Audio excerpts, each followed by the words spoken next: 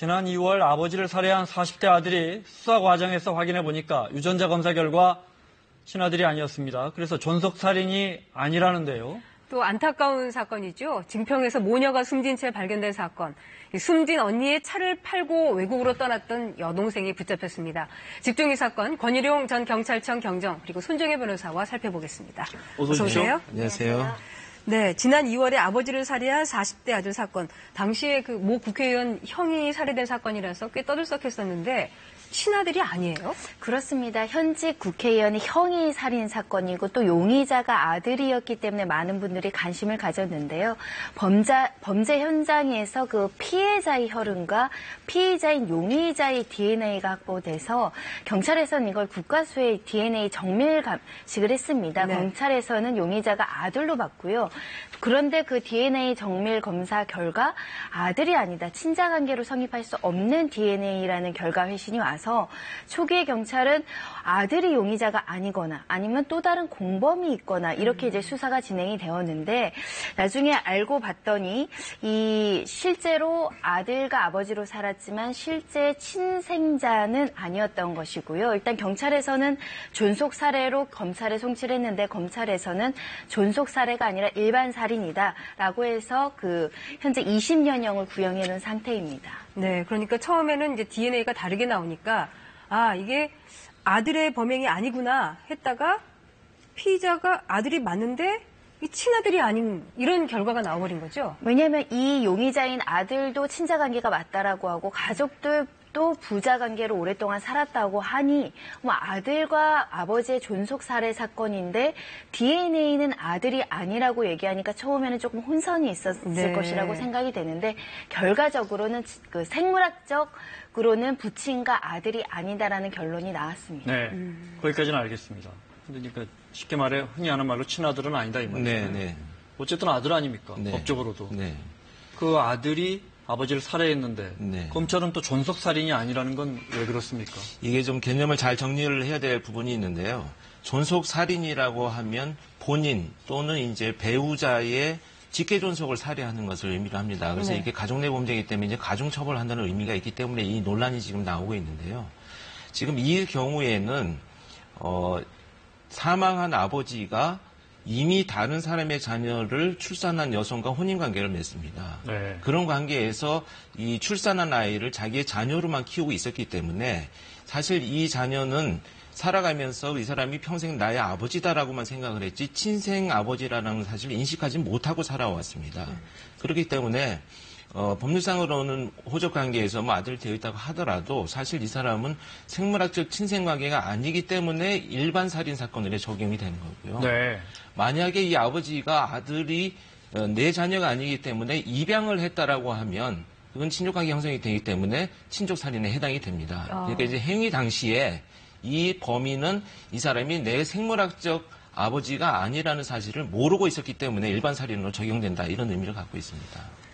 뭐 법이 그렇다면 알겠습니다. 네. 어쨌든 그러니까 재판장에서도 저 판사가 피의자, 그러니까 살해 용의자죠 아들에게 친아들이 맞냐고 했는데 아들은 나 친아들이다 그랬다는 거예요. 그러니까 그때까지 모르고 있었던 거예요. 그렇습니다. 이 살인 사건으로 유전자 검사를 하기 전까지는 본인도 그런 사실을 전혀 모르고 자랐다는 것이고요. 재판장에서 또 한 번 재판장이 물어봤을 때도 내가 친아들이 맞습니다라고 이야기를 했다는 겁니다. 내가 아버님이랑 그 집안에서 담배 피는 문제로 말다툼을 한 적은 있지만 폭행한 적도 없고 이 평생 친부자 관계로 알고 지냈다라고 이야기를 했다고 하는데요. 보니까 이 아버지와 어머니가 78년도에 이 아들이 태어난 후 혼인신고를 그 이후에 하고 살았다고 하는데 우리 법에는 그 혼인 중에 그 아이가 출생하면 친생자로 추정이 되거든요. 네. 근데 일단은 아이가 태어나고 나서 혼인신고를 한 것이 있기 때문에 친생자로 추정되진 않고 사실은 요즘에는 유전자 감식 결과가 너무 잘 나오기 때문에 과거에는 그게 어려워서 친생자, 결혼 중에 나왔으면 친생자로 추정을 했거든요. 근데 지금은 유전자 검사 검사 결과가 생물학적으로 친자관계를 부인하다 보니 아마 이 피고인도 좀 속으로는 많이 당황하지 않았을까라는 생각도 듭니다. 네. 그런데 그 친아버지라고 평생 믿고 있던 그 네. 아들이 왜 아버지를 살해한 건가요? 어찌됐든 이제 이 사람들은 한 가족으로 생각을 하고 오랫동안 살아왔을 것으로 이제 생각이 됩니다. 근데 가족관계 범죄 중에 일어나는 원인이 가장 많이 나타나는 것이 이제 오래된 감정이 이제 누적되어서 나타나는 경우들이 이제 가족 내 범죄들이 가장 많은데요. 특히 이렇게 살아오다가 뭐 실직이라든지 사업의 실패라든지 이런 환경적인 요인을 겪게 되면 그동안 쌓였던 감정들 또 거기에 자기가 갖고 있는 환경적인 요인들이 이제 복합적으로 작용을 해서 어떤 그 사소한 다툼이라고 하더라도 아주 큰 사건으로 촉발되는 이런 원인들을 많이 나타내고 있습니다. 네. 네. 어쨌든 검찰은 이게 존속 살인 혐의가 아니라 살인 혐의, 일반 살인이다. 이렇게 기소를 했고 징역 20년을 구형을 했습니다. 20년이면 상당히 중형인데 그렇다면은 이게 피의자와 피해자를 부자관계로 본 것이 아닌가요? 사실은 뭐 지금 생물학적으로 뭐 그 부자관계가 성립이 안 된다고 하더라도 그동안 그렇게 오랜 시간 부자관계로 살았는데 이런 살인사건을 한 거면 폐륜범죄인 건 맞죠. 그렇기 때문에 중형이 예상되는 상황이고 우리 법정형도 존속살해죄가 일반 살인죄보다는 법정이 한 2년 정도 높거든요. 뭐 5년 이상의 징역, 7년 이상의 징역 정도의 차이가 나는데 아마 재판부도 그럼에도 불구하고 단순 살인죄로 이 사건을 바라보기보다는 이 폐륜적인 부분, 아들이 오랫동안 같이 산 부자관계로 인식했던 관계에서 일어난 살인죄로 보시고 중형으로 판단하실 수도 있지 않을까 생각이 듭니다. 존속살인은 아니지만 어떻게 보면 양형에서는 당연히 존속살인에 준하는 폐륜 네. 범죄로 볼 가능성이 있습니다. 네. 네.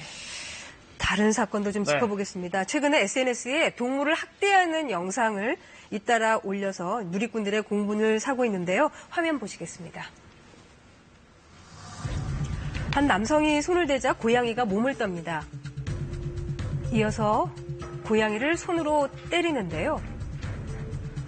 맞을 때마다 고양이는 괴로워하지만 남성은 아랑곳하지 않습니다. 이번에는 이달 전남 여수에서 일어난 일입니다. 고등학생들이 선물 받은 햄스터를 학대하는 모습입니다. 기절한 햄스터에게 한 학생이 돌을 던지고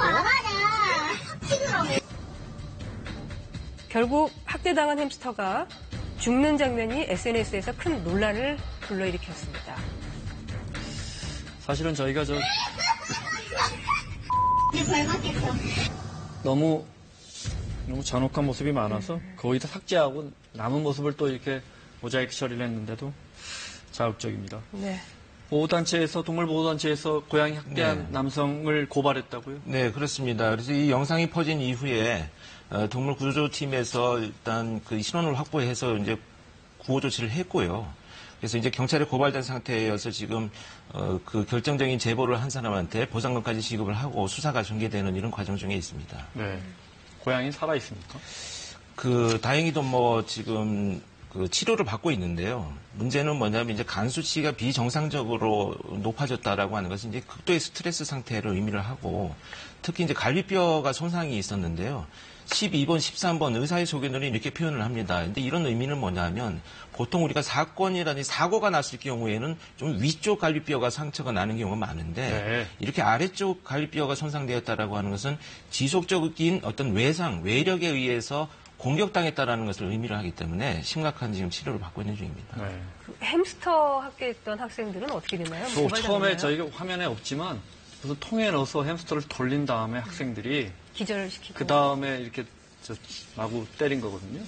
왜냐하면 미성년자이긴 하지만 이 행위의 재질이 굉장히 나쁩니다. 굉장히 잔혹하고요. 동물학대 중에서도 가장 심각한 수준으로 동물학대를 했다라고 평가할 수 있기 때문에 이 지금 동물보호단체에서는 학생들에 대한 고발 조치도 할 예정이라고 하고요. 아마 관련 수사기관에서 관련 법령에 따라서 적용해서 처벌하지 않을까라는 생각이 듭니다. 네.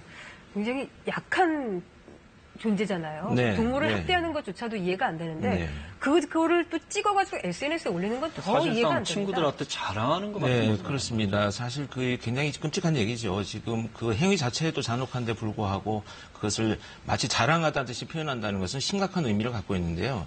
사실 여기서 좀 살펴봐야 될 것들이 뭐냐면 지금 뭐 미국이나 독일 이런 외국에서는 이미 1970년대부터 동물보호법이 동물복지법으로 개념을 바꿔서 확대되고 있는 이런 실정이고요. 한국 같은 경우에도 91년도에 우리 동물보호법이 제정되면서 최근에 지금 개정된 법률을 보면 미성년자들이 실습을 하기 위한 동물 해부도 금지를 하고 있습니다. 네. 그래서 이렇게 정서적인 문제를 많이 체크를 하고 있는데 그 미국의 범죄 통계를 보면 소년 범죄자들 중에서 상해나 살인과 같은 범죄를 저지른 사람의 80%가 동물학대 경험이 있는 것으로 지금 나타나고 있습니다. 네. 특히 노스이스턴 대학이라든지 이런 그 학계에서 연구들을 보면 아동 성추행은 뭐 30% 이상, 특히 살인이 저질러지는 경우에는 거의 50%에 육박하는 사람들이 동물학대의 경험이 있다라고 하는데요. 이 의미는 결국 뭐냐면 동물학대가 사람에 대한 위협으로 발전하고 있다는 것을 의미를 하기 때문에 상당히 중요한 요인을 갖고 있고요.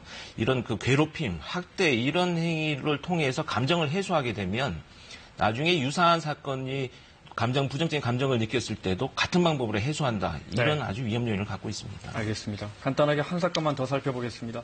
증평 모녀 숨진 채 발견된 사건, 숨진 지 석 달 넘어서 발견됐다 해서 안타까움을 샀는데, 근데 여동생이 그 언니의 차를 팔고 해외로 동남아로 갔다가 안 들어오고 있었잖아요. 들어와서 잡혔어요. 네, 어제 인천공항에서 그 체포가 됐었는데요. 그래서 이 언니의 사망에 대해서 알고 있는지, 이 언니의 차량을 이렇게 몰래 매각해서 도주한 경위들을 이제 경찰에서 조사하고 있는 과정에 있는데요. 일단은 놀라운 것은 이 언니와 그 4살 배기 딸이 동시에 같이 죽은 것이 아니라 이미 11월에 언니한테 무슨 얘기를 들었냐면 내가 내 딸을 죽였다. 너무 무섭다. 2시간 있다 자수할 테니 나랑 같이 있어달라 이런 얘기를 했다는 것이고요. 네. 그 뒤에 이제 언니가 죽었다는 것을 알고 있었다는 겁니다. 그러고 나서 언니의 가방 속에 있던 도장, 인감증명서, 인감도장 이런 것들을 훔쳐서 그 언니 소유로 있던 그 언니가 보관하고 있던 그 차량을 매각한 이후에 1,300만 원이라는 차량 대금을 받고 해외로 도주한 사건으로 지금 수사를 받고 있었는데요. 수사 기관에서는 일단 주거가 불명확하고 도망갈 염려도 있고 극단적인 선택을 할 염려가 있다고 해서 구속영장을 청구했고 구속영장이 발부된 상황입니다. 네. 조카가 먼저 죽고요. 언니가 숨진 채 발견됐는데 동생은 언니 인감도장 가져다가 언니 차 팔고 나갔단 말이에요. 프로파일러 입장에서는 이 사건을 어떻게 보십니까? 그래서 아마도 본인도 그 삶의 어떤 여러 가지 상황이 좀 어려웠을 것으로 추정이 됩니다. 물론 이게 합리적으로 설명될 수는 없는 부분이지만 본인 스스로도 합리적인 판단보다는 오직 이 상황을 어떻게 벗어나고자 하는 것에만 초점이 맞춰져서 어떤 그런 이상 심리를 드러내는 이런 행동을 하지 않았을까 이렇게 이제 판단을 하고 있습니다. 네.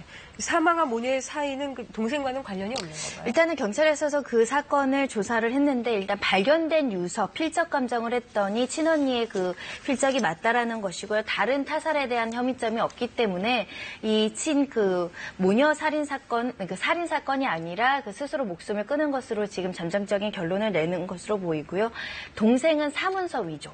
사기, 그러니까 언니 몰래 저당권이 잡힌 차량을 그 판매한 혐의에 대해서 지금 구속영장이 신청되어 있고 수사가 진행될 예정입니다.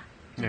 그러니까 사기 혐의 부분에 대해서만 처벌을 받게 되는 거군요. 그렇습니다. 네. 그러면 공정장님 씨는 추가로 어떤 부분 소소하실 것 같아요, 이런 경우에? 이게 이제 결과적으로는 단순 신고하지 않은 사항에 대해서 좀 더 면밀히 밝혀져야 되겠고요. 그 동기가 밝혀진다면 혹시라도 두 모녀의 사망에 조력이라든지 도움이라든지 이런 부분이 개입이 되었는지가 좀 더 명확히 밝혀져야 될 부분이다 이렇게 보겠습니다. 네.